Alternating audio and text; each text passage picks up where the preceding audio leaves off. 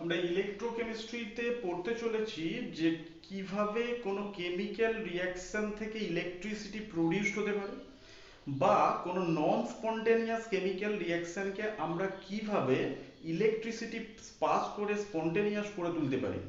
অর্থাৎ এই ইলেকট্রোকেমিস্ট্রির বিষয়বস্তুই হচ্ছে transformation between chemical energy to electrical energy and electrical energy to chemical energy. অর্থাৎ কেমিক্যাল এনার্জিকে ইলেকট্রিক্যাল এনার্জিতে এবং ইলেকট্রিক্যাল এনার্জিকে কাজে লাগিয়ে কেমিক্যাল এনার্জি তৈরি করব, এই চ্যাপ্টারের মেন কন্টেন্ট বা মেন বিষয়বস্তুই হচ্ছে এটা। এবার আমরা যদি আস্তে আস্তে ফার্স্ট পার্টে দেখতে চাই যে কেমিক্যাল এনার্জি থেকে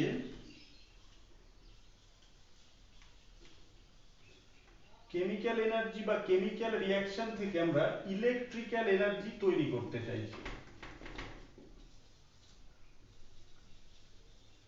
ইলেকট্রিক্যাল এনার্জি তৈরি করতে চাইছি। তো কিভাবে কোনো কেমিক্যাল রিঅ্যাকশনের ভিতরে কি energy, that is called chemical energy, সেই কেমিক্যাল এনার্জি থেকে কিভাবে ইলেকট্রিক এনার্জি পাওয়া যেতে পারে। That is electrical energy means that is electricity. আমরা কি জানি যে what is electricity? Electricity is nothing but a flow of electron. Electricity বলতে বা ইলেকট্রিক্যাল এনার্জি বলতে আমরা কি বুঝি না, ইলেকট্রনের ফ্লো। এই ইলেকট্রনের ফ্লো যে কোনো সার্কিটে যদি হতে থাকে তখনই আমরা বলতে থাকি সেখানে ইলেকট্রিসিটি প্রডিউসড হয়েছে। এইবার কোনো কেমিক্যাল রিঅ্যাকশনের মধ্য থেকে কিভাবে ইলেকট্রিক্যাল এনার্জি বা ইলেকট্রিসিটি তৈরি হতে পারে, যে বিশেষ অ্যারেঞ্জমেন্ট বা যে বিশেষ ব্যবস্থার দ্বারা আমরা কোনো কেমিক্যাল রিঅ্যাকশনের ভিতরে থাকা এনার্জিটাকে ইলেকট্রিক্যাল এনার্জিতে রূপান্তরিত করতে পারি, সেই বিশেষ ব্যবস্থাকে বলা হয় electrochemical cell. That is electrochemical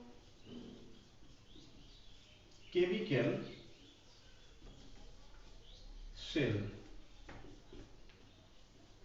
electrochemical cell, তাহলে ইলেকট্রোকেমিক্যাল সেল ইজ অ্যারেঞ্জমেন্ট বা ব্যবস্থাপনা যার দ্বারা কোনো কেমিক্যাল এনার্জিকে আমরা ইলেকট্রিক্যাল এনার্জিতে রূপান্তরিত করতে পারি, বা অ্যাট দ্য সেম টাইম কোনো ইলেকট্রিক্যাল এনার্জি বা ইলেকট্রিসিটিকে কাজে লাগিয়ে কোনো নন স্পন্টেনিয়াস কেমিক্যাল রিঅ্যাকশনকে স্পন্টেনিয়াস করে তুলতে পারি। তো এই ইলেকট্রোকেমিক্যাল সেল বেসিক্যালি দু প্রকার।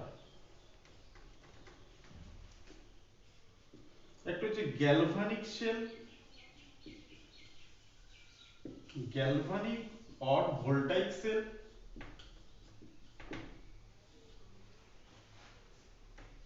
আর একটা হচ্ছে ইলেকট্রোলাইটিক সেল। অর্থাৎ এই ইলেকট্রোকেমিস্ট্রিতে আমরা কোন ধরনের এনার্জিকে কোন এনার্জিতে রূপান্তরিত করতে চাইছি তার উপর বেশ করে ইলেকট্রোকেমিক্যাল সেলকে আমরা দুটো ভাগে ভাগ করতে পারি। একটা হচ্ছে গ্যালভানিক সেল বা ভোল্টাইক সেল, একটা হচ্ছে ইলেকট্রোলাইটিক সেল। গ্যালভানিক সেল বা ভোল্টাইক সেলে আমরা কি করি না, স্পন্টেনিয়াস কেমিক্যাল রিঅ্যাকশন গুলোকে স্পন্টেনিয়াসলি সংগঠিত করে তার ভিতরে থাকা ইলেকট্রিক্যাল এনার্জি বা ইলেকট্রিসিটিটাকে বার করতে পারি। আর ইলেকট্রোলাইটিক সেল, এই ইলেকট্রোলাইটিক সেলে আমরা কি করতে পারি না, যে সমস্ত রিঅ্যাকশন গুলো নন স্পন্টেনিয়াস, অর্থাৎ নন স্পন্টেনিয়াস কেমিক্যাল রিঅ্যাকশন গুলোকে ইলেকট্রিসিটি পাস করিয়ে তাকে স্পন্টেনিয়াস করে তুলতে পারি। এবার আমরা প্রথমেই গ্যালভানিক সেল বা ভোল্টাইক সেলের মধ্যে আসি। গ্যালভানিক সেল বা ভোল্টাইক সেলে আমরা এক্স্যাক্ট কি করতে পারি, তাহলে এক্স্যাক্ট করতে পারি কোনো কেমিক্যাল এনার্জিকে ইলেকট্রিক্যাল এনার্জিতে রূপান্তরিত করতে পারি এই বিশেষ ব্যবস্থার দ্বারা, গ্যালভানিক সেলের দ্বারা। এটা কি করে সম্ভব যে একটা কেমিক্যাল রিঅ্যাকশনের ভিতরে ইলেকট্রিক্যাল এনার্জি পাওয়া যেতে পারে কিভাবে? না, আমরা জানি যে যে কোনো chemical reaction, suppose Zn plus CuSO4 জিঙ্কের সাথে কপার সালফেটকে যদি আমি বিক্রিয়া ঘটাই, তাহলে এই বিক্রিয়ায় তৈরি হবে জিঙ্ক সালফেট প্লাস Cu। এই কেমিক্যাল রিঅ্যাকশন বা যে কোনো কেমিক্যাল রিঅ্যাকশনের ভিতরকার অন্তর্নিহিত যে প্রিন্সিপাল, সেটা কি না, যে কোনো কেমিক্যাল রিঅ্যাকশন তখনই সংগঠিত হয় যখন ওই স্পেসিফিক রিঅ্যাকশনের ভিতরে রিঅ্যাক্ট্যান্ট মলিকুলের ভিতরে ইলেকট্রনের আদান প্রদান ঘটে। অর্থাৎ যে কোনো chemical reaction is nothing but an transformation of electron, ইলেকট্রনের আদান প্রদান ছাড়া আর কিছু না। এই কেমিক্যাল রিঅ্যাকশনকে যদি আমি একটু ভালো করে আয়নিক ফর্মে দেখতে পারি, তাহলে আমি পাবো এটা কি না, Zn plus Cu plus 2, that is Zn plus 2 plus U. তো এই আয়নিক ফর্মের কেমিক্যাল রিঅ্যাকশন থেকে আমার কাছে এটা নোন যে জিঙ্ক তার জিরো অক্সিডেশন স্টেট থেকে +2 অক্সিডেশন স্টেটে গেছে এবং কপার +2 অক্সিডেশন স্টেট থেকে জিরো অক্সিডেশন স্টেটে এসেছে। অর্থাৎ জিঙ্ক এখানে ইলেকট্রন ছেড়ে দিয়েছে এবং কপার এখানে ইলেকট্রন গ্রহণ করেছে। অর্থাৎ জিঙ্ক জারিত হয়েছে এবং কপার বিজারিত হয়েছে। এবং এই বিক্রিয়াটাকে কমপ্লিট বিক্রিয়াটাকে যদি আমরা দুটো ভাগে ভেঙে লিখতে পারি, এই জারণ এবং বিজারণ, অর্থাৎ আমি এটা দেখতে পেলাম যে কোনো complete reaction is a oxidation reduction টাইপের রিঅ্যাকশন, দ্যাট ইজ কেউ একজন অক্সিডাইজড হবে, অন্যজন রিডিউসড হতে হবে। তো এই রিঅ্যাকশনটাকে যদি আমি দুটো অর্ধে ভাঙতে পারি তাহলে Zn কি করতে পারছে, দুটো ইলেকট্রন ছেড়ে দিয়ে Zn +2 +2 at the same time copper +2 +2e, that is copper +2 দুটো ইলেকট্রনকে ছেড়ে দিয়ে কপারে গ্রহণ করে কপারে রূপান্তরিত হচ্ছে। তাহলে এই দুটো রিঅ্যাকশনকে যদি আমি যোগ করি তাহলে ইলেকট্রন ইলেকট্রন মার্জ কেটে যাবে, ক্যান্সেল হয়ে যাবে। তাহলে পড়ে থাকলো কি Zn plus Cu +2 Zn +2 plus Cu। তাহলে আমরা বলতে পারি যে কোনো কেমিক্যাল রিঅ্যাকশন এই রকম দুটো জারণ এবং বিজারণ অর্ধ বিক্রিয়ার সমন্বয়, অর্থাৎ যে কোনো কমপ্লিট রিঅ্যাকশন দুটো অর্ধ বিক্রিয়া বা হাফ সেলের সমন্বয়। তাহলে এইখান থেকে দেখো এই এই বিশেষ বিক্রিয়াটাকে আমরা দেখতে পাচ্ছি কি জিঙ্ক ইলেকট্রন ছাড়ছে এবং কপারে ইলেকট্রন নিচ্ছে। তার মানে ইলেকট্রনের আদান প্রদানটাকে আমরা যদি কোনো বিশেষ অ্যারেঞ্জমেন্টে ঘটিয়ে তার ফ্লো অফ ইলেকট্রনটাকে দেখাতে পারি, তাহলেই আমি এখান থেকে দেখতে পাবো যে এই স্পেসিফিক রিঅ্যাকশনটাকে একটা বিশেষ ব্যবস্থার দ্বারা সেখানকার মধ্যে থেকে থাকা কেমিক্যাল এনার্জিটাকে ইলেকট্রিক্যাল এনার্জিতে রূপান্তরিত করা যাচ্ছে। এইবার এটা কি করে করা সম্ভব? এটা তখনই করা সম্ভব যদি আমি একটা জিঙ্ককে জিঙ্ক+2 দ্রবণের সংস্পর্শে রাখি এবং কপার +2 দ্রবণের সংস্পর্শে যদি আমি রাখতে পারি। তার মানে আমরা এবার যেতে চাইছি যে কোন বিশেষ অ্যারেঞ্জমেন্টে এই রাসায়নিক বিক্রিয়াটা থেকে আমরা ইলেকট্রিক্যাল এনার্জি পেতে পারি। সেই অ্যারেঞ্জমেন্টটাকে কমপ্লিট অ্যারেঞ্জমেন্টটা কিভাবে করা সম্ভব না, যদি আমরা এটা করতে পারি যে এইরকম একটা পাত্রের মধ্যে কি করলাম না বিশুদ্ধ জিঙ্কের একটা দণ্ডকে নিলাম এবং এই জিঙ্কের দণ্ডটাকে Zn+2 দ্রবণ হিসাবে জিঙ্ক সালফেটের একটা দ্রবণের মধ্যে আমি একে নিমজ্জিত করলাম। তাহলে এটা একটা জিঙ্কের দণ্ড, একে আমি নিমজ্জিত করেছি জিঙ্ক সালফেট দ্রবণের মধ্যে। অ্যাট দ্য সেম টাইম আমরা যদি এটা করতে পারি কপারের একটা দণ্ডকে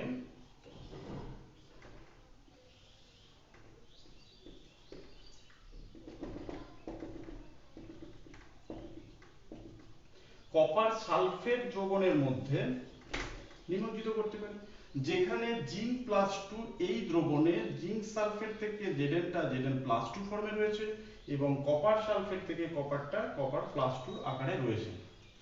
তাহলে দেখো আমরা এই অর্ধ বিক্রিয়াগুলোকে এই বিশেষ অ্যারেঞ্জমেন্টে রেখে এদেরকে এই বিক্রিয়াটাকে ঘটাতে সমর্থ হতে পারি। তাহলে জিঙ্ক+2 দ্রবণের সংস্পর্শে থাকলে জিঙ্কের রিঅ্যাক্টিভিটি অনুযায়ী জিঙ্ক চাইলে দুটো ইলেকট্রন ছেড়ে দিয়ে জিঙ্ক+2 দ্রবণে রূপান্তরিত হতে পারে। অ্যাট দ্য সেম টাইম যখন আমি কপারকে কপার+2 দ্রবণের সংস্পর্শে রাখছি, কপার+2 যদি চাই দুটো ইলেকট্রনকে নিয়ে এই ধাতব কপারে রূপান্তরিত হতে পারে। যদি এই ঘটনাটা এই বিশেষ দুটো পদ্ধতির মধ্য দিয়ে ঘটানো সম্ভব হয়, তাহলে আমরা একটা কমপ্লিট শেলের ধারণা পেতে পারি। তাহলে দেখো এই স্পেসিফিক যে কাপেলটাকে অর্থাৎ জিঙ্ক দণ্ডকে জিঙ্ক+2 দ্রবণের সংস্পর্শে রাখলে যেটা তৈরি হলো, আমাদের এখানে এটাকে নাম দেয়া হলো ইলেকট্রোড বা তড়িৎদ্বার। তাহলে এটা আবার একটা ইলেকট্রোড, এটাও আবার একটা ইলেকট্রোড। এই ইলেকট্রোডে কি ঘটছে না জিঙ্ক দুটো ইলেকট্রনকে ছেড়ে দিয়ে জিঙ্ক দুটো ইলেকট্রনকে ছেড়ে দিয়ে জিঙ্ক প্লাস টু তে রূপান্তরিত হচ্ছে, অর্থাৎ Zn plus two plus two e. Zinc দুটো ইলেকট্রন ছেড়ে দিয়ে জিঙ্ক প্লাস টু হয়ে বেরিয়ে চলে আসছে। ছেড়ে দেওয়া ইলেকট্রন গুলো কি হচ্ছে, ইলেকট্রোডের গায়ে এসে জমা হচ্ছে।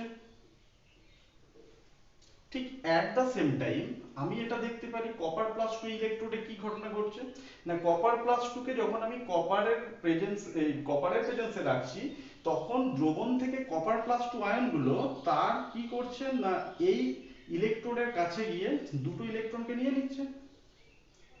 কপার প্লাস টু দুটো ইলেকট্রনকে নিয়ে ধাতব কপারে রূপান্তরিত হচ্ছে, এবং দ্রবণের এই ইলেকট্রোডের গা থেকে ইলেকট্রন নিয়ে নেওয়ার ফলে এই ইলেকট্রোডে এরকম একটা পজিটিভ চার্জ, ইলেকট্রনের ঘাটতি তৈরি হচ্ছে। অর্থাৎ এই ইলেকট্রোডে এরকম একটা পজিটিভ চার্জ জেনারেট করছে, অ্যাকুমুলেট করছে। এইবার তাহলে এই দুটো ইলেকট্রোডের চাহিদা তাহলে কিরকম, পরস্পরের পরিপূরক। অর্থাৎ এই ইলেকট্রোডে ইলেকট্রনের একটা অ্যাকুমুলেশন ঘটেছে, কিন্তু এই ইলেকট্রোডে ইলেকট্রনের একটা ঘাটতি বা ডেফিসিয়েন্সি তৈরি হয়েছে। এইবার আমরা যদি এই দুটো ইলেকট্রোডকে কি করতে পারি, একটা পরিবাহী তার দিয়ে জুড়ে দিতে পারি, তাহলে দেখব যে ইলেকট্রন এই দিক থেকে এই দিক বরাবর ফ্লো হচ্ছে। অর্থাৎ ইলেকট্রনের একটা ফ্লো আমরা এই পরিবাহী তার বরাবর হতে দেখব, তার ফলে এখানে ইলেকট্রিসিটি জেনারেট হবে। তাহলে দেখো এই পুরো কেমিক্যাল রিঅ্যাকশনটাকে থেকে আমরা কি পেতে পারলাম না, ইলেকট্রিসিটি জেনারেট করতে পারলাম। এবং এই কমপ্লিট টোটাল অ্যারেঞ্জমেন্ট বা টোটাল সিস্টেমটাকে বলা হবে কি না, ইলেকট্রোকেমিক্যাল সেল। এই সেলের মাধ্যমেই আমরা এই কেমিক্যাল রিঅ্যাকশনের ভিতরে থাকা কেমিক্যাল এনার্জিটাকে ইলেকট্রিক্যাল এনার্জি বা ইলেকট্রিসিটিতে রূপান্তরিত করতে পারলাম। এইবার দেখুন, যে ইলেকট্রোড দিয়ে এটা করলাম, তাহলে একটা কমপ্লিট ইলেকট্রোকেমিক্যাল সেলের ভিতরে কি কি পার্ট থাকবে, কি কি অংশ থাকবে, অবশ্যই থাকতে হবে দুটো ইলেকট্রোড। এবং দুটো electrode is not a sufficient, দুটো ইলেকট্রোড থাকলেই যে একটা কমপ্লিট ইলেকট্রোকেমিক্যাল সেল তৈরি হবে সেটা কিন্তু নাও হতে পারে। কেন, তার কারণ হচ্ছে দেখো, এই প্রসেসটা যখন ঘটতে থাকবে, কি ঘটছে, তাহলে এই ইলেকট্রোডে জিঙ্ক ক্রমশ এই দণ্ড থেকে জিঙ্ক প্লাস টু হয়ে বেরিয়ে চলে যেতে চাইছে, এবং ওই দ্রবণে কি ঘটছে, কপার প্লাস টুটা ক্রমশ এই কপার থেকে ইলেকট্রনকে নিয়ে এই কপার ইলেকট্রনে ডিপোজিশন ঘটাচ্ছে। তাহলে দেখো, যত সময় যাচ্ছে, আমি যখন জিঙ্ক সালফেট দ্রবণটাকে নিয়েছিলাম, এই দ্রবণে জিঙ্ক এবং সালফেট আয়নের পরিমাণ কি ছিল, সমান ছিল, zinc plus two and SO4 minus two. Sulphate আয়ন এবং জিঙ্ক প্লাস টু আয়নের পরিমাণ সমান সমান ছিল। ঠিক একই সাথে আমি যখন এই ইলেকট্রোডে কপার সালফেট দ্রবণ নিয়েছিলাম, তাহলে কপার প্লাস টু আর সালফেট আয়ন এদের পরিমাণও সমান সমান ছিল। এবার যখন রিঅ্যাকশন চলার সাথে সাথে কি ঘটছে, প্রতিনিয়ত জিঙ্ক প্লাস টু হিসাবে দ্রবণে বেরিয়ে চলে আসছে। অর্থাৎ দ্রবণে জিঙ্ক প্লাস টু আয়নের আধিক্য দেখা দিচ্ছে, অর্থাৎ দ্রবণে এক্সেস হয়ে পড়ছে জিঙ্ক প্লাস টু আয়ন। এবং অ্যাট দ্য সেম টাইম এই ইলেকট্রোডে কি ঘটছে, কপার প্লাস টু আয়নটা প্রতিনিয়ত এই ইলেকট্রোড থেকে ইলেকট্রনকে নিয়ে কপার হিসাবে ডিপোজিশন ঘটাচ্ছে। তাহলে এই ইলেকট্রোডে আমরা দেখতে পাচ্ছি কি না, SO4 মাইনাস টু এই আয়নের আধিক্য আমরা দেখতে পাচ্ছি, এবং এই ইলেকট্রোডে এই আয়নের আধিক্য দেখা যাচ্ছে। তার ফলে যেটা ঘটছে, ইনিশিয়ালি শুরুতে এই ইলেকট্রোডের দ্রবণে যে জিঙ্ক প্লাস টু এবং সালফেট আয়ন ছিল সম পরিমাণে, এটা থাকার ফলে পুরো দ্রবণটাকে একটা ইলেকট্রিক্যাল নিউট্রালিটিতে রেখেছিল বা তড়িৎ প্রশমতা বজায় রেখেছিল দ্রবণের, সেটা আস্তে আস্তে সময়ের সাথে সাথে নষ্ট হয়ে যাচ্ছে। ক্রমশ দেখা যাচ্ছে যে এই দ্রবণে জিঙ্ক প্লাস টু আয়নের আধিক্য দেখা যাচ্ছে, অর্থাৎ Zn plus 2 is greater than SO4 minus 2, and এই দ্রবণে দেখো SO4 minus 2 sulphate ion greater than copper plus 2। তার ফলে কি হবে না, যদি দ্রবণে জিন+2 আয়নের ঘাটতি এই এক্সেস দেখা দেয় জিন+2 আয়ন, তাহলে এমন একটা সময় আসবে এই নেগেটিভ ইলেকট্রনগুলো অতিরিক্ত জিন+2 কে আকর্ষণ করবে, তার ফলে ইলেকট্রনের ফ্লো, যে ইলেকট্রন এই ইলেকট্রোড থেকে এইদিকে ফ্লো হতে চাইছিল, সেই ইলেকট্রনের ফ্লোটা একটা সময় পর বন্ধ হয়ে যাবে। এবং এটা স্বাভাবিক, কারণ কি এই ইলেকট্রোডেও যেটা ঘটছে দেখো, যদি পজিটিভ চার্জ এই ইলেকট্রোডের গায়ে যে পজিটিভ চার্জ তৈরি হচ্ছিল, সেই পজিটিভ চার্জ তৈরি হওয়ার সাথে সাথে দ্রবণে যদি নেগেটিভ চার্জ SO4-2 এর পরিমাণ বেড়ে যায়, তাহলে কি হবে, এই দ্রবণে অতিরিক্ত SO4-2 এই ইলেকট্রন যেটা এই পরিবাহী তার দিয়ে ইলেকট্রোডে আসতে চাইছে, ইলেকট্রনটাকে রিপেল করবে, কারণ দুজনের চার্জ সেম। তাহলে একটা সময় পর আমরা দেখব এই ইলেকট্রোকেমিক্যাল সেলে ইলেকট্রনের ফ্লো, দ্যাট ইজ ইলেকট্রিসিটি ফ্লোটা বন্ধ হয়ে যাবে, অর্থাৎ একটা সময় সেলটা ইলেকট্রিসিটি জেনারেট করতে অক্ষম হবে। তো এই প্রবলেম আমাদের দাঁড়িয়ে গেল যখন আমি এই দুটো ইলেকট্রোডকে নিয়ে একটা ইলেকট্রোকেমিক্যাল সেল তৈরি করলাম। তাহলে হোয়াট ইজ দ্য, এটা সব বেরিয়ে আসার উপায় কি? এখান থেকে বেরিয়ে আসার উপায় আমাদের কি, এই দুটো ইলেকট্রোডের এই তড়িৎ প্রশমতাটাকে আমাকে যে কোনো মূল্যে বজায় রাখতে হবে। এই তড়িৎ প্রশমতা যেটা শুরুতেই জিন+2 এবং সালফেট আয়ন ইকুয়াল অ্যামাউন্টে থাকার কারণে ছিল, সেই তড়িৎ প্রশমতাটাকে আমরা কিভাবে বজায় রাখা সম্ভব, এইটাকে বজায় রাখার জন্য একটা বিশেষ অ্যারেঞ্জমেন্ট এখানে করতে হবে। সেটা কি? সেটা হচ্ছে এরকম কাঁচের তৈরি ইউ আকৃতির একটা উল্টানো টিউবকে আমার এই দুটো ইলেকট্রোড দ্বারা কানেক্ট করতে হবে। দ্যাট ইজ কি না, এটা ইউ টাইপের একটা টিউব, কাঁচের তৈরি।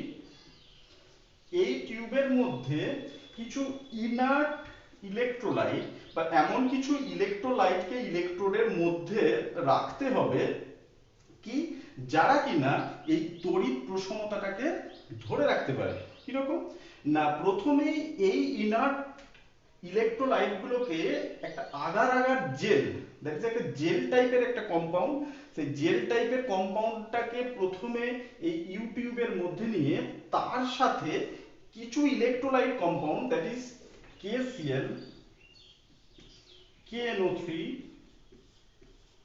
NH4NO3, এই ধরনের কিছু ইলেকট্রোলাইটকে ওই আগার আগার জেলের সাথে নিয়ে, আগার আগার জেল হচ্ছে জেল টাইপের কম্পাউন্ড, ওই আগার আগার জেলের সাথে এই ইলেকট্রোলাইটগুলোকে নিয়ে ওটা একটা পেস্ট বানিয়ে সেই পেস্টটাকে এইরকম ইউটিউবের ভিতরে ফিল আপ করতে হবে।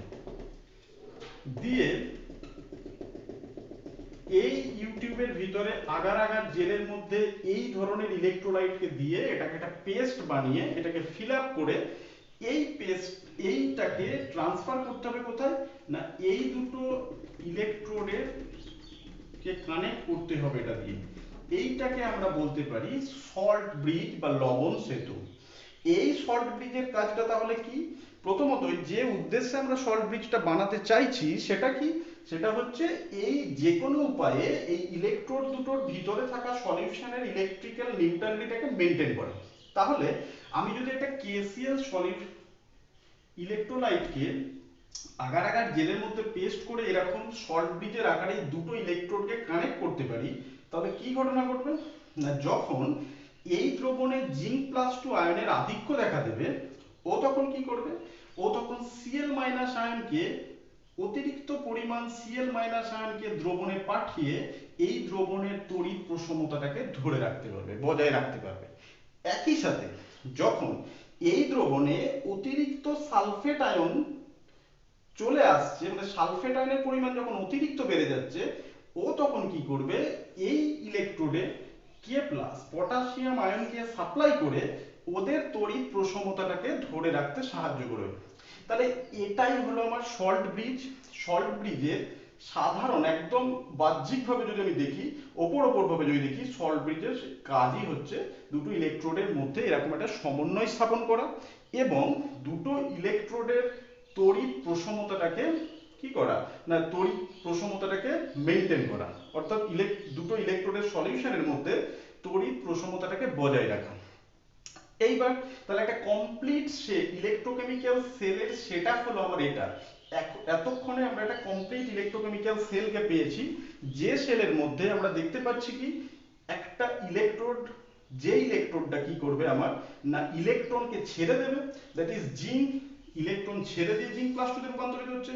এইরকম একটা ইলেকট্রোড থাকবে যেখানে কি ঘটছে, অক্সিডেশন ঘটছে, সেই রকম ইলেকট্রোডটাকে আমরা বলবো অ্যানোড। এবং আর একটা ইলেকট্রোড থাকতে হবে যেখানে কি হচ্ছে, কপার ইলেকট্রন নিয়ে কপার প্লাস টু ইলেকট্রন নিয়ে কপারে রূপান্তরিত হচ্ছে, অর্থাৎ এখানে রিডাকশন ঘটছে। এইরকম একটা ইলেকট্রোডকে থাকতে হবে, দিস ইজ কল্ড ক্যাথোড। তাহলে যে কোনো কমপ্লিট ইলেকট্রোকেমিক্যাল সেলের সেটআপ করতে গেলে আমাকে প্রথমে একটা অ্যানোডকে নিতে হবে, আর নিতে হবে একটা ক্যাথোডকে, এবং এই অ্যানোড এবং ক্যাথোড দুটোকে আমাদের এরকম একটা শর্ট ব্রিজ দিয়ে কানেক্ট করতে হবে। এটা হচ্ছে একটা কমপ্লিট সেলের রিপ্রেজেন্টেশন। এইবার আমাদের দেখতে হবে এই ধরনের কমপ্লিট সেলের ক্ষেত্রে এই প্রত্যেকটা জিনিসকে আমাকে আলাদা আলাদা করে ডিটেল করতে হবে। That is electrode. What is electrode? ইলেকট্রোডের সিগনিফিকেন্স কি, ইলেকট্রোড কি, ইলেকট্রোডের সিগনিফিকেন্স কি, সেটা ক্যাথোড হোক বা অ্যানোড হোক। আমরা এবার স্পেসিফিক্যালি কনসেন্ট্রেট করব ইলেকট্রোডের উপর। দেখো,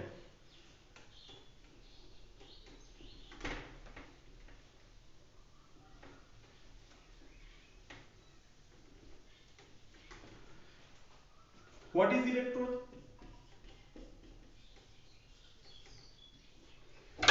ইলেকট্রোড আর কিছুই নয়, ইলেকট্রোড হচ্ছে এমন একটা অ্যারেঞ্জমেন্ট, এমন একটা ব্যবস্থা যেখানে কি করতে পারি আমরা কোনো একটা অর্ধ বিক্রিয়াকে নিয়ন্ত্রিতভাবে ঘটাতে পারি।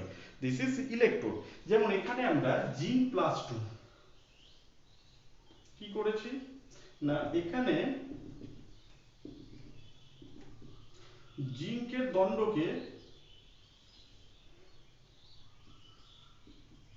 জিঙ্ক সালফেট দ্রবণের মধ্যে নিয়েছি। তো এটা আমার একটা ইলেকট্রোড তৈরি হয়েছে। এইবার যখন আমি ইলেকট্রোড সম্বন্ধে জানলাম, তাহলে এই ইলেকট্রোডে এক্স্যাক্টলি কোন রাসায়নিক বিক্রিয়াটা সংঘটিত হচ্ছে। এই ইলেকট্রোডে আমি দেখছি জিঙ্ক প্লাস টু তে রূপান্তরিত হচ্ছে, Zn plus two plus two. আমরা কিন্তু এই বিক্রিয়া অর্থাৎ এই ইলেকট্রোড রিঅ্যাকশন গুলোকে ঠিক এইভাবেই লিখতে হবে, অর্থাৎ জিঙ্ক ইলেকট্রন ছেড়ে দিয়ে জিঙ্ক প্লাস টু তে রূপান্তরিত হচ্ছে। আমি কখনো এইভাবে লিখতে পারি না যে Zn minus two Zn plus two. আমাকে রিপ্রেজেন্টেশন এইভাবেই করতে হবে। তো Zn প্লাস টু তে গেল, তার সাথে সাথে দুটো ইলেকট্রন ছেড়ে দিল। এই এই স্পেসিফিক বিক্রিয়ার ক্ষেত্রে দেখো, ঠিক অ্যাট দ্য সেম টাইম যদি কখনো কপার সালফেট দ্রবণের মধ্যে কপারকে নিমজ্জিত করা হয়, তাহলে কপার সালফেট দ্রবণের ভিতরে থাকা কপার প্লাস টু আয়নটা দুটো ইলেকট্রনকে অ্যাবজর্ব করে কি করবে না কপারে ধাতব কপারে ডিপোজিশন ঘটাবে। অর্থাৎ আমি যদি ঠিক পাশাপাশি ওই ইলেকট্রোড রিঅ্যাকশনটাকে লিখতে পারি, সেখানে কি ঘটছে, copper plus two plus two that is copper, ধাতব কপারে রূপান্তরিত হচ্ছে। তাহলে এইখানে যখনই আমি এরকম একটা ইলেকট্রোড তৈরি করলাম, সেটা কপার কপার প্লাস টু হতে পারে বা জিঙ্ক জিঙ্ক প্লাস টু। ইলেকট্রোডের নেচার কি রকম হলো, দুটো ইলেকট্রোডের মধ্যে ডিফারেন্স করার ক্ষেত্রে আমাকে কি বলতে হবে না, এখানে জিঙ্ক ইলেকট্রন ছেড়ে দিয়ে জিঙ্ক প্লাস টু তে রূপান্তরিত হচ্ছে, অর্থাৎ এখানে কি ঘটছে, অক্সিডেশন ঘটছে।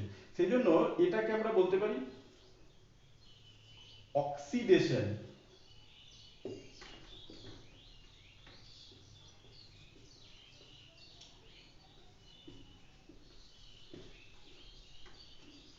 এখানে অক্সিডেশন ঘটছে, অ্যাট দ্য সেম টাইম এখানে কি ঘটছে, রিডাকশন ঘটছে। ঠিক, অর্থাৎ ইলেকট্রোডের মধ্যে হয় অক্সিডেশন ঘটবে বা রিডাকশন ঘটবে।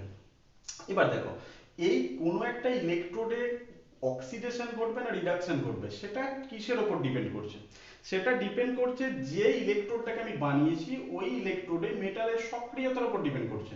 যদি দেখা যায় যে জিঙ্ক ইলেকট্রন ছাড়া টেন্ডেন্সি রয়েছে, তবেই সে জিঙ্ক প্লাস টু হয়ে দ্রবণে ফিরে যাবে। যদি এটা দেখা যায় যে না, উল্টো দিকে জিঙ্ক প্লাস টু দ্রবণ থেকে ইলেকট্রন নিয়ে এই ইলেকট্রন থেকে ইলেকট্রন নিয়ে জিঙ্ক হিসাবে এই জিঙ্ক দণ্ডের গায়ে এসে ডিপোজিশন ঘটাবে।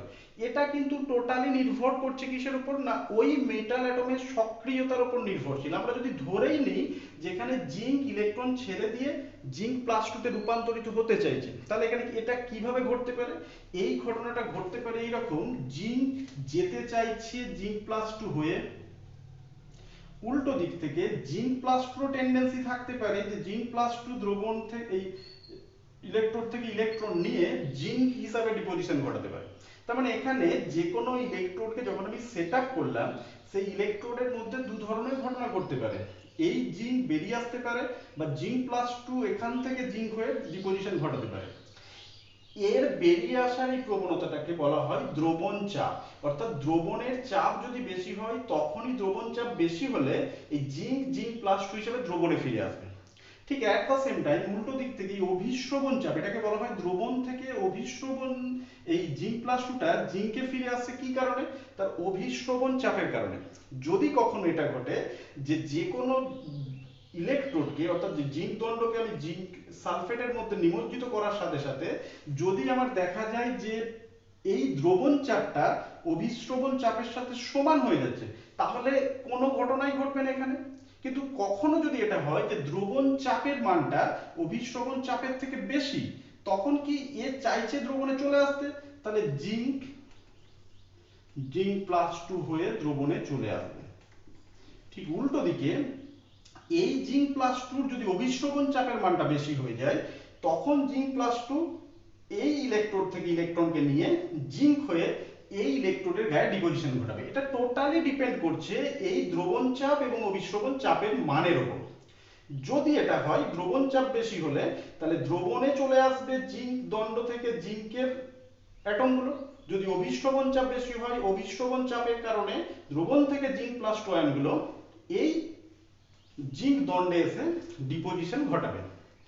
এইভাবে কোনো একটা ইলেকট্রোডের রিঅ্যাকশন সংগঠিত হয়। এইবার এই ইলেকট্রোড রিঅ্যাকশন সংগঠিত হওয়ার সাথে সাথে কি হচ্ছে, হয় দ্রবণ চাপ বেশি হবে অভিশ্রবণ চাপের তুলনায়, বা দ্রবণ চাপের মান কম হবে অভিশ্রবণ চাপের তুলনায়। দুটো সেম, খুব রেয়ার কেসেই আমরা দেখতে পাবো। এইটা যখন জিঙ্কের দ্রবণ চাপ অভিশ্রবণ চাপের থেকে বেশি হবে, তখন জিঙ্ক জিঙ্ক প্লাস টু এর দ্রবণে চলে আসবে। আসার সাথে সাথে কি করবে না, ইলেকট্রনকে এই ইলেকট্রোডের গায়ে ডিপোজিশন ঘটিয়ে সে বেরিয়ে আসবে। তাহলে ইলেকট্রনগুলোকে এই ইলেকট্রোডের গায়ে ছেড়ে দেবে। তাহলে এই ইলেকট্রোডের গায়ে কি তৈরি হলো, এরকম একটা ইলেকট্রনের এক্সেস ইলেকট্রন এই ইলেকট্রোডের গায়ে জমা হলো। তার ফলে এই ইলেকট্রোডের ভিতরে একটা পোটেনশিয়াল ডেভেলপ করলো। কি পোটেনশিয়াল? যে পোটেনশিয়ালটাকে বলা হয় ইলেকট্রোড পোটেনশিয়াল। তাহলে যে কোনো ইলেকট্রোডের মধ্যে সংঘটিত হওয়া বিক্রিয়ার ফলে ওই ইলেকট্রোড একটা পোটেনশিয়াল ডেভেলপ করবে। Potential, what is electrode potential?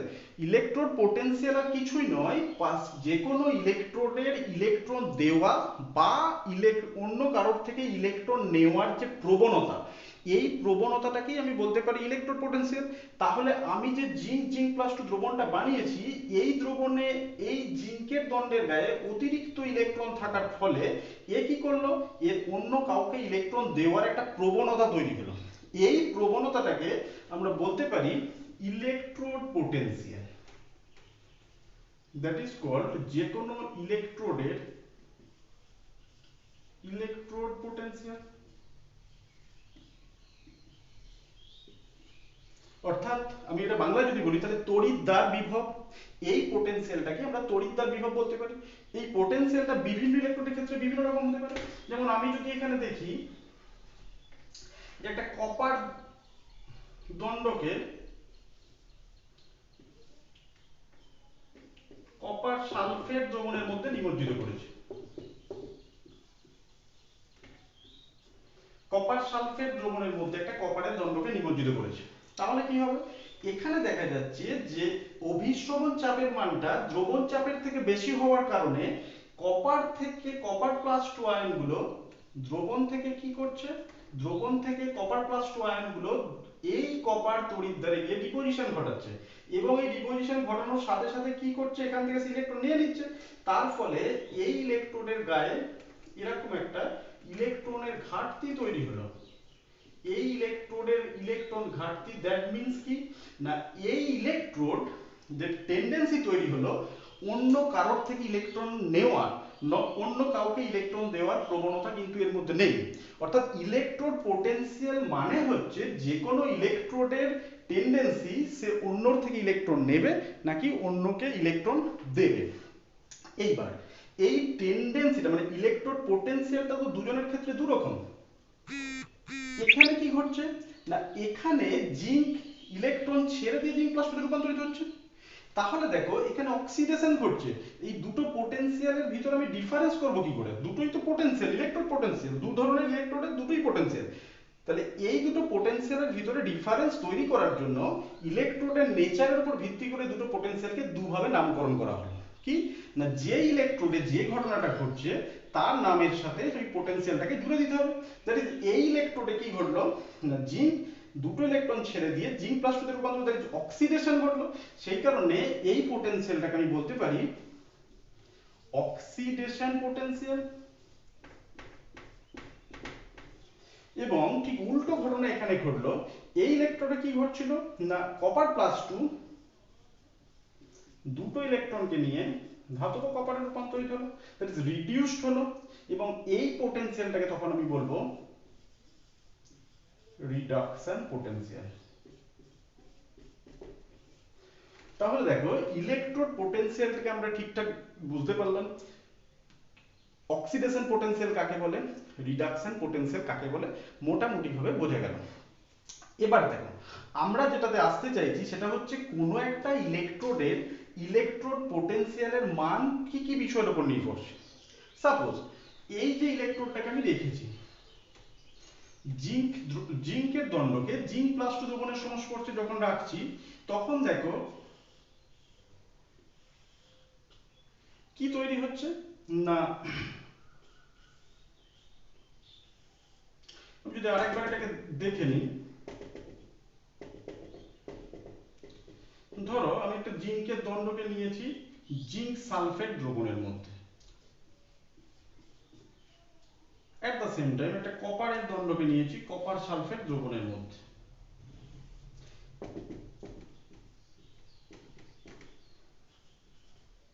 Copper sulphate দ্রবণের ভিতরে আমি একটা কপারের দণ্ডকে নিমজ্জিত করেছি। তাহলে কি ঘটছে না কপার সালফেট থেকে কপারে ডিপোজিশন ঘটাচ্ছে জিঙ্ক, জিঙ্ক প্লাস টুতে রূপান্তরিত হচ্ছে। এবার দেখো এই পোটেনশিয়ালের ভ্যালুটা কিসের উপর ডিপেন্ড করতে পারে, আমি যে কপার সালফেট দ্রবণটা নিয়েছি সেই কপার সালফেট দ্রবণের কনসেন্ট্রেশনটা কিন্তু এই পোটেনশিয়ালটাকে হ্যাম্পার করতে পারে বা পোটেনশিয়ালটাকে প্রভাবিত করতে পারে। কিভাবে প্রভাবিত করতে পারে, যদি কপার সালফেট দ্রবণের কনসেন্ট্রেশন অর্থাৎ কনসেন্ট্রেশনের উপর ডিপেন্ড করতে পারে। যদি দেখা যায় যে কপার সালফেট দ্রবণের কনসেন্ট্রেশন অনেকখানি কম, তাহলে কি দ্রবণে কপার আয়নের পরিমাণ কম, সেই কপার আয়নের এখানে ডিপোজিশন ঘটার প্রবণতাটাও কিন্তু কি হবে কম হবে। কিন্তু যদি কখনো আমরা কি করি না কপার সালফেট দ্রবণের কনসেন্ট্রেশনটা বেশি থাকে, তাহলে এই কপার সালফেট দ্রবণের থেকে কপার প্লাস টু আয়নের এই ইলেকট্রোডে গিয়ে ইলেকট্রন নেওয়ার প্রবণতা বেড়ে যাবে। তাহলে পোটেনশিয়ালের মানটা কিন্তু একই হচ্ছে না। কার ক্ষেত্রে না দু ক্ষেত্রে, যখন কপার প্লাস টু দেখো যে কোনো ইলেকট্রোডের পোটেনশিয়ালের মানটা ডিপেন্ড করছে কিসের উপর না এই দ্রবণে থাকা আয়নের উপর। দ্যাট ইজ এই যে কপার সালফেটটা আমি নিয়েছি তার কনসেন্ট্রেশনের উপর, ইনডাইরেক্টলি আমি যদি বলতে পারি তার কনসেন্ট্রেশনের উপর ডিপেন্ড, কতটা গাঢ়ত্বের কপার সালফেট দ্রবণ আমি রাখছি তার উপর কিন্তু ইলেকট্রোডের পোটেনশিয়াল ভ্যালুগুলো ডিপেন্ড করে। এইবার এই পোটেনশিয়াল ভ্যালুটাকে আমরা কি করতে পারি, কিভাবে মাপতে পারি এই electrode potential ভ্যালুটাকে,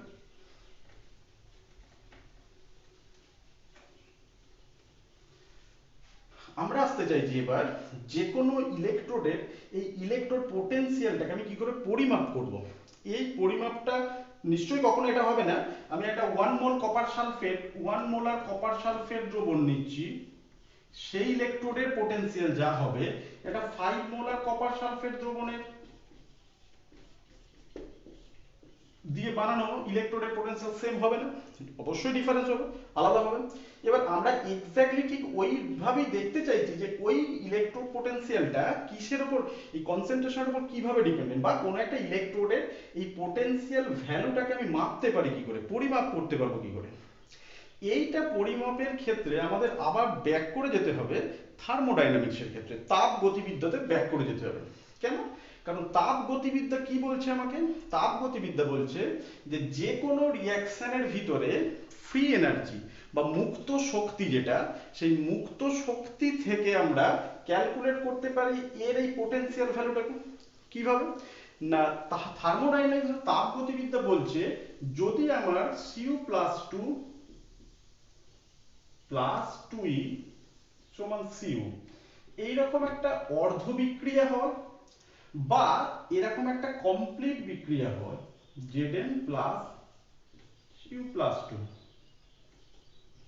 Zn plus 2 plus Cu, যাই হোক না কেন, এটা একটা হাফ সেল হোক, অর্ধ বিক্রিয়া হোক, বা একটা কমপ্লিট সেল রিঅ্যাকশন হোক, যে কোনো রিঅ্যাকশনের ভিতরে একটা ডেল জি ভ্যালু আছে, ফ্রি এনার্জি ভ্যালু যে কোনো রিঅ্যাকশনের। সেটা আমি জিঙ্ক +2 প্লাস 2, প্রত্যেক রিঅ্যাকশনের ক্ষেত্রে একটা ডেল জি ভ্যালু আছে। দ্যাট ইজ ডেল জিটা কি? ডেল জি হচ্ছে ফ্রি এনার্জি, মুক্ত শক্তি। তাহলে আমাদের এখান থেকে বুঝতে হবে যে what is the free energy, কারণ ফ্রি এনার্জি সম্বন্ধে আমার পরিষ্কার ধারণা না থাকলে কিন্তু আমি ইলেকট্রো পোটেনশিয়ালকে ক্যালকুলেট করতে পারবো না। ফ্রি এনার্জি বা মুক্ত শক্তি কি বলছে না, যে কোনো রিঅ্যাকশনের ভিতরে বা যে কোনো কেমিক্যাল রিঅ্যাকশনের ভিতরে সঞ্চিত থাকা একটা শক্তি, যে শক্তিটা মুক্ত হতে পারে, মানে যে শক্তিটার বিনিময়ে ওই রিঅ্যাকশনটা থেকে আমরা দেখতে পারি কি না, সে তার একটা বাহ্যিক ওয়ার্ক দেখতে পারি। অর্থাৎ ওই শক্তিটার বিনিময়ে সে একটা বাহ্যিক কৃতকার্য, বাহ্যিক কিছু একটা কার্য সম্পাদন করতে পারে। এই শক্তিটাকে বলা হয় মুক্ত শক্তি। অর্থাৎ যে কোনো রিঅ্যাকশনের ভিতরে সঞ্চিত থাকা শক্তির ভিতরে মুক্ত শক্তি হচ্ছে সেই শক্তিটা, যে শক্তিটা ফ্রি হয়ে বাইরে বেরিয়ে আসতে পারে, অর্থাৎ যে শক্তিটাকে আমরা প্রত্যক্ষ করতে পারি, এই ধরনের শক্তিকে বলা হয় ফ্রি এনার্জি। সেটা হাফ রিঅ্যাকশনের ক্ষেত্রেও হতে পারে এবং কমপ্লিট সেল রিঅ্যাকশনের ক্ষেত্রে, সমস্ত রিঅ্যাকশনের ভিতরেই এরকম একটা ফ্রি এনার্জি রয়েছে। এই কমপ্লিট সেল রিঅ্যাকশনের ভিতরে যেহেতু দুটো হাফ রিঅ্যাকশনেরই সমষ্টি, তাহলে এদের যদি ফ্রি এনার্জি থাকে তাহলে এর ফ্রি এনার্জিটা আমাদের এখান থেকেই আসবে। এইবার দেখো থার্মোডাইনামিক্স, এই পার্টটা কিন্তু টোটালি থার্মোডাইনামিক্সের পার্ট। থার্মোডাইনামিক্স আমাকে বলছে কি না, যদি কখনো কোনো রিঅ্যাকশন এরকম সংগঠিত হয়, সেই রিঅ্যাকশনের ফ্রি এনার্জি ক্যালকুলেট করতে গেলে কি করতে হয়, এই যে কোনো রিঅ্যাকশনের ডেল জি সমান আমি দেখতে পারি ডেল জি 0 প্লাস RT ln কি না, এই রিঅ্যাকশনটার রিপ্রেজেন্টেশনটা যেটা আছে তার product, activity of the product divided by activity of the reactant, সেটা হাফ রিঅ্যাকশন হোক বা কমপ্লিট সেল রিঅ্যাকশনই হোক। তাহলে আমি যদি এই রিঅ্যাকশনটাকে ভিতরে দেখতে চাই, তাহলে ডেল জি সমান ডেল জি 0 plus RT ln Zn plus 2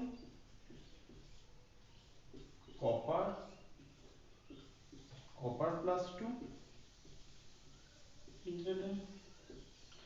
এবার জিঙ্ক এবং কপার যারা সলিড স্টেটে রয়েছে তাদের কনসেন্ট্রেশন বা অ্যাক্টিভিটি গুলোকে সাধারণত ধরে নেওয়া হয় 1, তার মানে দ্রবণে পড়ে থাকলো কি না Zn+2 ডিভাইডেড বাই Cu+2। এই সমীকরণ আমাকে কি বার করতে হেল্প করে না, আমাকে এটা বার করতে হেল্প করে যে এই রিঅ্যাকশনের ভিতরে থাকা ফ্রি এনার্জির পরিমাণ। এইবার যে কোনো বিক্রিয়াকে যখনই আমি সংগঠিত করছি, সেই বিক্রিয়া থেকে, সেটা অর্ধ বিক্রিয়ার ক্ষেত্রে যদি আমি এখন দেখতে চাই, তাহলে অর্ধ বিক্রিয়া থেকে যে ফ্রি এনার্জিটা মুক্ত হয়ে বেরিয়ে আসতে পারে, এই ফ্রি এনার্জিটাকে আমরা কোথায় প্রত্যক্ষ করছি, দেখছি না এই অর্ধ বিক্রিয়াটাকে যখন সংগঠিত করছি আমরা, এই মুক্ত শক্তির বিনিময়ে এই ইলেকট্রোডে একটা পোটেনশিয়াল ডেভেলপ করছে। এই পোটেনশিয়ালটাকে, যেটাকে আমরা ইলেকট্রোড পোটেনশিয়াল বলছি, এই ইলেকট্রোড পোটেনশিয়াল তৈরি হওয়ার পিছনে কারণ কি, কারণ ওই সিস্টেমে বা ওই হাফ রিঅ্যাকশনের ভিতরে থাকা ফ্রি এনার্জি বা ডেল জি। এইবার ওই ফ্রি এনার্জিটা যেটাকে সে ওয়ার্কের আকারে রূপান্তরিত করছে, সেই ডেল জিটাকে আমি কি দিয়ে রিপ্রেজেন্ট করতে পারি, ডেল জি।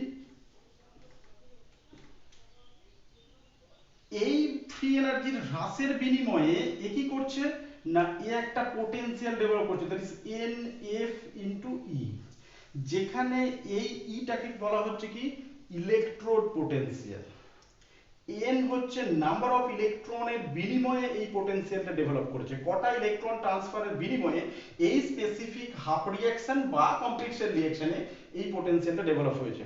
এফ, এফ হচ্ছে একটা constant, this is called Faraday constant. তাহলে এখানে ই হচ্ছে ইলেকট্রোড পোটেনশিয়াল, এফ হচ্ছে ফ্যারাডে কনস্ট্যান্ট, এন্ড এন হচ্ছে এই পার্টিকুলার হাফ শেলের ক্ষেত্রে কটা ইলেকট্রন ট্রান্সফারের বিনিময়ে অর্ধ বিক্রিয়াটা সংঘটিত হয়েছে তার সংখ্যা। তাহলে এই এনএফইটা আমার এক্ষেত্রে প্রত্যক্ষ করা শক্তি, যেটা কোথা থেকে পেয়েছে না সিস্টেমের, কোথা থেকে এসছে না সিস্টেমের ভিতরে সঞ্চিত থাকা ফ্রি এনার্জির হ্রাসের বিনিময়ে এসছে। তাহলে আমি এখান থেকে এই ডেল জিটাকে, এই ফ্রি এনার্জির হ্রাস that is minus of del G সমান লিখতে পারি এনএফই। এইবার থার্মোডাইনামিক্সে একটা ট্র্যাডিশন ছিল কি, যে কোনো থার্মোডাইনামিক কোয়ান্টিটিকে যখন আমি বার করতে চাইতাম তখন তার স্ট্যান্ডার্ড কন্ডিশনের সাপেক্ষে আমাকে এটাকে বার করতে হতো।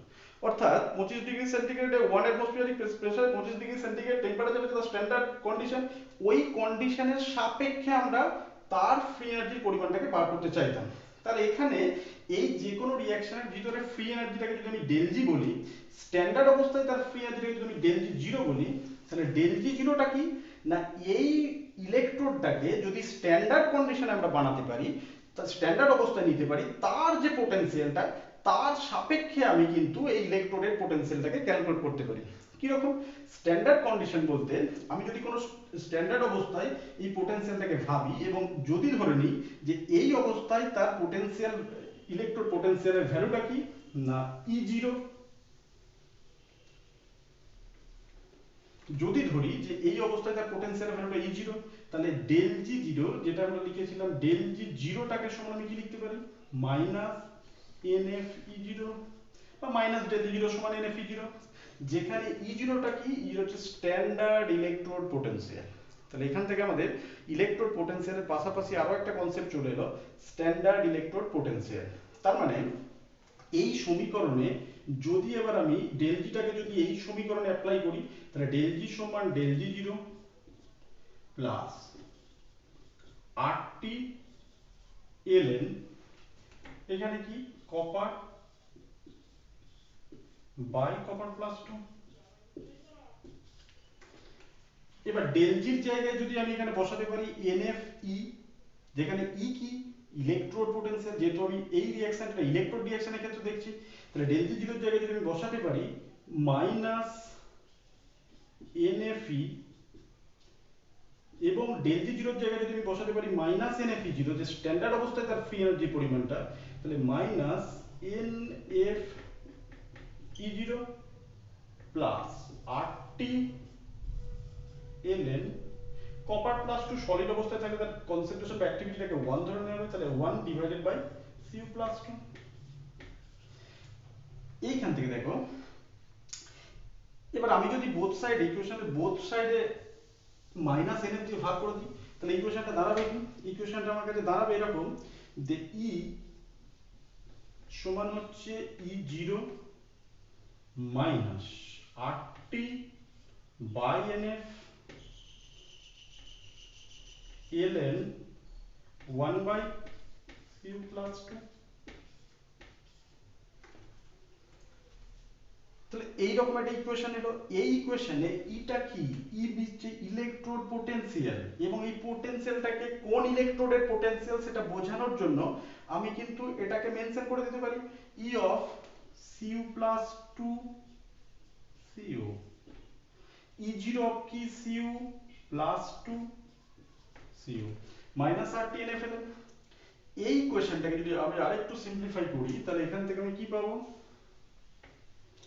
দেখা যাবে দেখো E of C U plus two C U সমান E zero of C U plus two C U, এই এলএনটাকে যদি লগে কনভার্ট করি minus 2.303 R T by N F log of 1 by cu plus 2। এই রকম একটা সমীকরণ আমরা পাবো, যে সমীকরণ আমাকে হেল্প করবে যে যে কোনো একটা রিয়াকশনের ক্ষেত্রে ওই ইলেকট্রোড রিয়াকশনের ক্ষেত্রে ওর পোটেনশিয়াল ভ্যালুটাকে মেজার করতে। যেখানে E of C U plus two C U indicate করছে যে কপার প্লাস টু কপার ইলেকট্রোডের ইলেকট্রোড পোটেনশিয়াল ভ্যালুটা। এটা কিসের সাপেক্ষে না স্ট্যান্ডার্ড অবস্থায় তার ভ্যালুর সাপেক্ষে কতটা। এবার এখান থেকে what is standard electrode potential.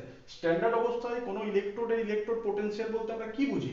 Standard অবস্থায় যে কোনো ইলেকট্রোডের ইলেকট্রোড পোটেনশিয়াল বলতে তাহলে বোঝানো হবে, দেখো এই সমীকরণে যদি আমি concentration of copper plus two এটাকে সমান 1 বসিয়ে দিই, তাহলে অর্থাৎ আমি এমন কোনো ইলেকট্রোড বানাতে পারি যে ইলেকট্রোডটা যে ইলেকট্রোলাইটিক সলিউশনের মধ্যে নিয়ে বানাচ্ছি তার কনসেন্ট্রেশনটাকে যদি ইউনিট ধরতে পারি, একক ধরতে পারি, তাহলে তৈরি হওয়া ইলেকট্রোডে ইটা কি দাঁড়াবে? E of C U plus two C U সমান E zero C U plus two C U, that is standard electrode potential.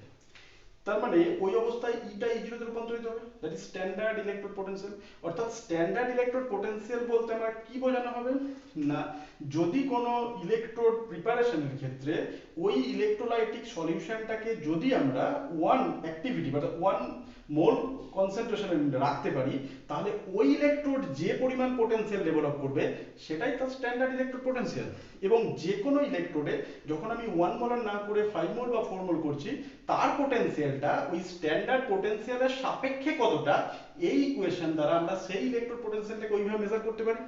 তাহলে আমরা এখনো পর্যন্ত কি শিখলাম না, যে কোনো ইলেকট্রোডের ইলেকট্রোড পোটেনশিয়ালটাকে আমি কিভাবে মাপতে পারবো, এবং বিজ্ঞানী নালস প্রথম এই সমীকরণটাকে এইভাবে এস্টাবলিশ করেছিলেন যে কোনো ইলেকট্রোডের জন্য। সেই জন্য এই সমীকরণটাকে আমাদের বলা হয় কি না নালস-টের ইকুয়েশন। তোমাদের মনে রাখতে হবে খুব গুরুত্বপূর্ণ ইকুয়েশনটা কি, ইকুয়েশনটাতে আমরা এই ইকুয়েশনটাকে অ্যাপ্লাই করতে পারি কোথায়, নির্বিশেষে যে কোনো ইলেকট্রোড রিঅ্যাকশনের ক্ষেত্রে এবং অ্যাট দ্য সেম টাইম কোনো সেল রিঅ্যাকশনের ক্ষেত্রে। ওকে, তো আমরা আজ পর্যন্ত তার মানে, এবং এটাকে রিপ্রেজেন্ট করার সুবিধা কোথায়, মানে খুব সহজে কিভাবে রিপ্রেজেন্ট করতে পারি, আমি কপার প্লাস টু কপার ইলেকট্রোডের ক্ষেত্রে দেখো C U plus two plus two e C U, তাহলে এর রিপ্রেজেন্টেশন সেল রিঅ্যাকশনের যে রিপ্রেজেন্টেশন বা ইলেকট্রোড রিঅ্যাকশন যে রিপ্রেজেন্টেশন, এই রিপ্রেজেন্টেশনের দিকে এক নজর তাকালেই আমি কিন্তু এই ইকুয়েশনটাকে বার করে ফেলতে পারি। দেখো ই সমান E zero minus 2.303 RT by NF log of product divided by reactant. এখানে প্রোডাক্ট যেহেতু কপার, তার concentration 1 divided by reactant copper plus 2। তাহলে এইভাবে আমরা যে কোনো ইলেকট্রোডের পোটেনশিয়াল ভ্যালুটাকে মেজার করতে পারি, মাপতে পারি। দিস ইজ, এবং এটাই আবার এখান থেকে স্ট্যান্ডার্ড ইলেকট্রোড পোটেনশিয়ালের কনসেপ্ট। স্ট্যান্ডার্ড ইলেকট্রোড পোটেনশিয়াল তাহলে কি বলা হলো না, যে কোনো ইলেকট্রোডকে যখন আমি তৈরি করব, যদি ইলেকট্রোলাইটিক সলিউশন, যে সলিউশনের মধ্যে নিয়ে আমি ইলেকট্রোডটাকে বানাতে চাইছি, যদি ইউনিট কনসেন্ট্রেশন বা ইউনিট অ্যাক্টিভিটিতে নিতে পারি, তাহলে ওই স্পেসিফিক ইলেকট্রোড যে পোটেনশিয়াল ডেভেলপ করবে, this is called standard electrode potential. বাকি ইলেকট্রোড অন্যান্য ইলেকট্রোডের পোটেনশিয়াল ভ্যালুটাকে সবসময় ওই স্ট্যান্ডার্ডের সাপেক্ষে আমরা প্রকাশ করতে পারি। ওকে, তো ঠিক আজ এ পর্যন্তই থাক, পরে আমরা নেক্সট নতুন ক্লাসে আসবো।